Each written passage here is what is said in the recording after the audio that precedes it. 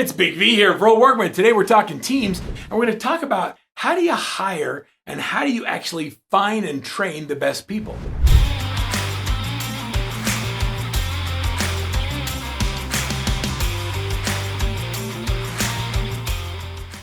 Well, we use a lot of different tools and a lot of different skills in order to be able to hire and train people. But first is to identify who it is you're hiring. Are you hiring staff members? Are you hiring virtual assistants? Are you hiring subcontractors?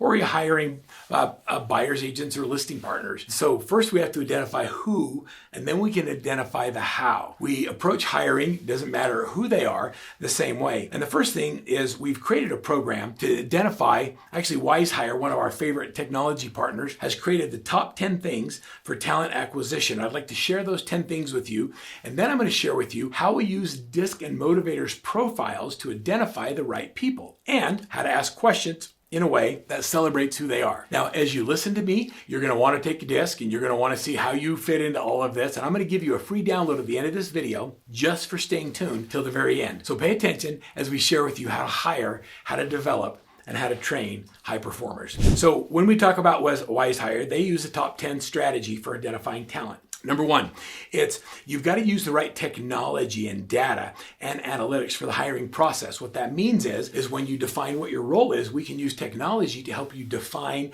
what the best skill set is for that role. If somebody doesn't have the skills, they don't have the experience to do the role, and they quickly get eliminated. Oftentimes when we place ads, we get hundreds of ads, but only a few make it into the box where we're going to do interviews. You have to learn how to use the technology to scale that process. Number two is simplify the potential candidate's experience. So when you're looking at the experience of a candidate, I use what's called one clock expectations. Do they have the minimum that I can glance at a glance to determine whether or not they have the experience? Do they have the experience or the education to fit the role? Yes or no? It's not a big long thing. It's yes or no. You can usually tell with just a glance. Number three is create an intriguing employer brand entity. And so what that means is that as an employer, when you're looking to hire people, are people interested in working for you? When they go online and they look at your company, they go, wow, that seems like a cool, innovative company that's doing neat things. If you're not interesting, they won't be interested. And so think about your brand identity. Number four is I want you to sync your talent strategy with your general business. So here's my general business. This is what we're focused on. Here's where my talent gaps are. We often do what's called a missing persons report, where we say if we were to accomplish all the things in our objectives, who are the missing people and what are the missing skills we need to fill those roles? Number five, and this is important, is to offer enticing benefits and incentives for onboarding and keeping employees long term. We found that offering gym memberships, having a 401k matching program, even reimbursement for college tuition creates a higher quality candidate for employees. By having better benefits, you get better people. Oftentimes people come because of the benefits, but they stay because of the culture. Number six is some of the best people that we found have been found by the people that work for us. So make sure you leverage employee referrals, and not only leverage it, but encourage it. And you can even reward for somebody referring someone that takes a position. Seven is harness the data.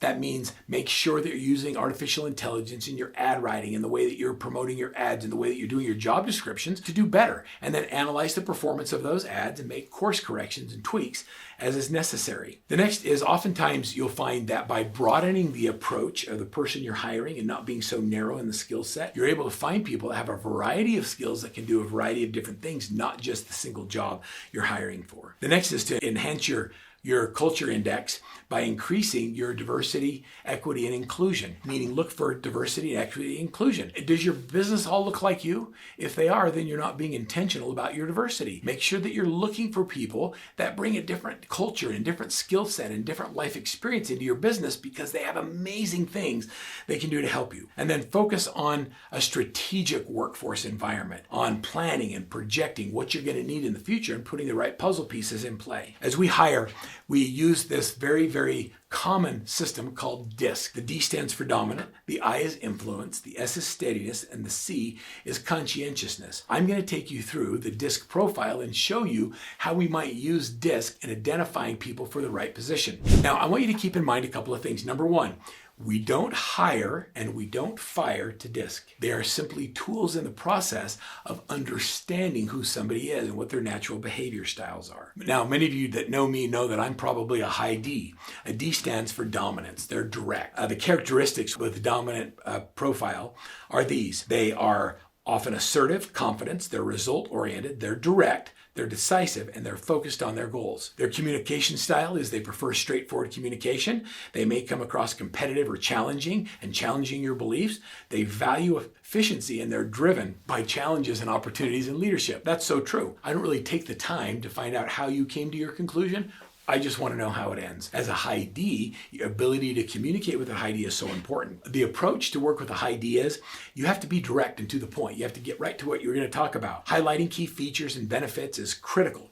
Emphasizing its potential for financial gain, knowing how it's going to give a return on investment makes a difference. In your presentation, you want to have data that supports the conclusion you've come up with for pricing a property, for example. And in closing, you want to focus on the bottom line. What's the net going to be? What's the result of our relationship going to be? Being direct with someone doesn't mean you have to be bad, or it doesn't mean you have to be angry. It just means you got to be direct. You don't have to beat around the bush. Now, a high I has very different characteristics. Oftentimes, high Ds often have high I characteristics as well. My D and my I are both off the chart.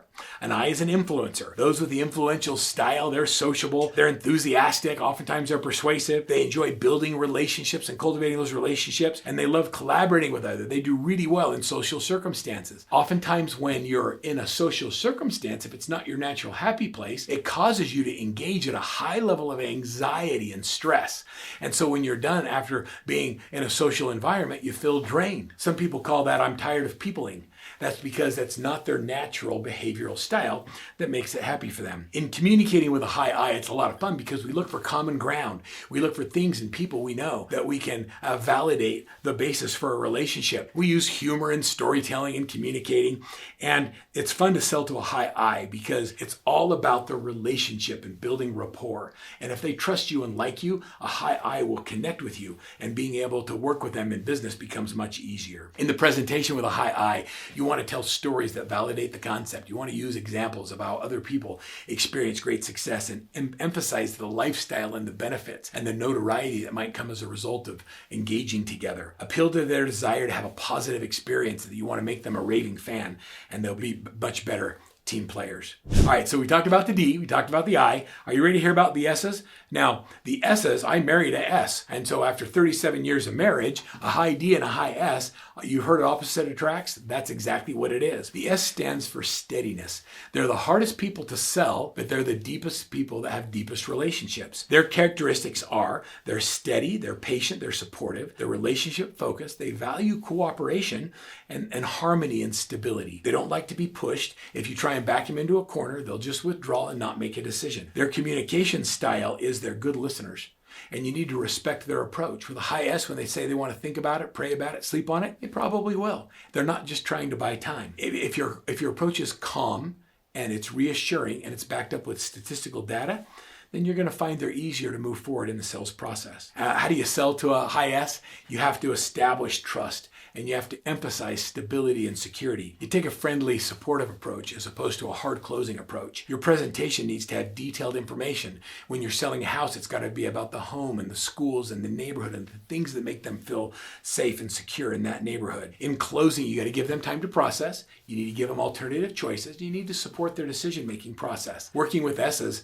it seems more difficult, but they're actually your highest, most loyal, confident friends. They're the ones that become great referrers of businesses because people trust them because they know they've taken their time to make those decisions. In working with the C, the high C is my analytical. That stands for conscientiousness. They're the bean counters. They're the ones that want to see all the details. They want to do all their own research. When you show up to a listing presentation with a high C, they've already pulled all the comps. They know what the value is, and they know what they want to sell their house for. I love the high Cs because when you understand who they are, it's really cool because you show up prepared with all of the details, and you need to give them new information that they can't get anywhere else. You need to be their resource for confidence. So in your presentation, show your data-driven analysis. Use key phrases such as artificial intelligence and inspection results and address their need for accuracy to make sure they get it right. And in closing, address their concerns, make sure they have time to think about it and process the information. Sometimes with high C's, we'll send them the information in advance so they can process it, and then our discussions become more open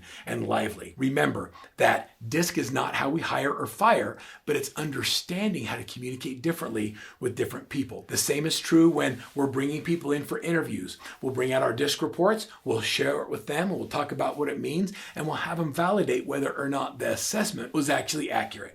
Would you like to have your own copy of DISC? Well, go to the bottom of this video right here. I'm going to give you a link. You can download your DISC, and if you'd like to know more about that, schedule a free coaching consultation and have your coaching consultant actually take you through your DISC and help you understand more about who you are and how you can become a better leader.